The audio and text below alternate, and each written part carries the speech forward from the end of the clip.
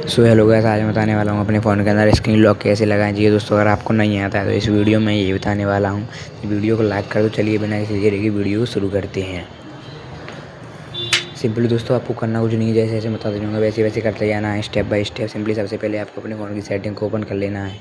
यहाँ पर आपको बहुत सारे ऑप्शन दिखाई दे रहे होंगे। यहाँ पर आपको नीचे की साइड आ जाना है। स्क्रॉल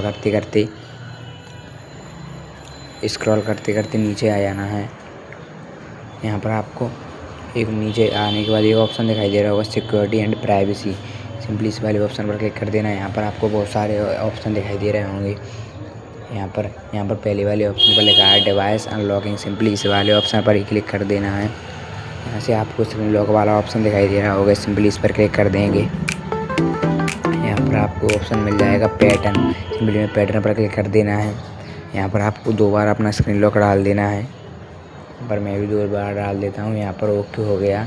सिंपली यहाँ पर डन पर क्लिक कर देना है। यहाँ पर आप सिलेक्ट कर सकते हो। यहाँ पर डन पर क्लिक कर दे। सिंपली मेरा स्क्रीन लॉक जो है सेट हो चुका है। सिंपली ऐसे मैं आपको दिखा सकता हूँ।